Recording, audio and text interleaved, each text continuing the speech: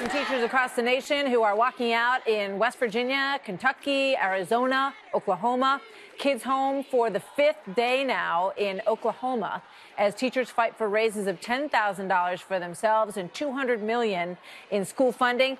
Oklahoma Governor Mary Fallin offered $6,100 as part, as her side of that bargaining arrangement, and $50 million in an increase in funds. Teachers say that is not enough. The Republican governor has also faced some backlash for this.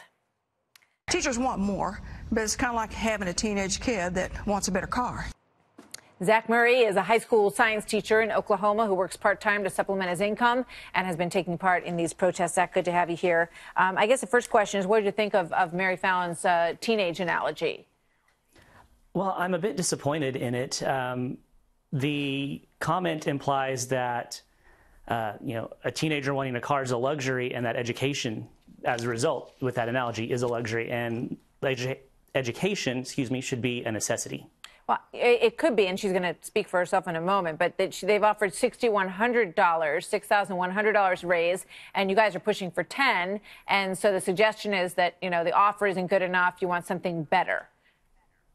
Well, we appreciate the raise, and actually the $10,000 is over 3 years. What we're pushing for now is increased funding for our schools. That would go towards textbooks, So you're satisfied programs. with the $6,100? You're okay with that? Yes, I am personally, and every teacher I've talked to is okay at this point with the $6,100. We want more funding for our schools. Because? We have schools that have textbooks that are out of date. Some of them still have George W. Bush as the current president. We have some schools who have textbooks that are falling apart, desks are falling apart, schools that are essentially not safe to work in. They've got mold issues. We've got a teacher in Manford who has her students have to wear their coats in class because they can't turn the heat up high enough. Yeah, that's terrible. They have to have half the lights off. So we don't have the funding in our classrooms to be effective instructors. It's understandable. You must wonder where all the money goes, don't you? You pay taxes. Everybody pays taxes across the state. In most cases, they don't go down. They go up over the years. So you just have to wonder why things used to be better in schools and now they're such a mess. Well, in Oklahoma, we've seen a cut to education over the last 10 years of $200 million. That's what we're asking for back.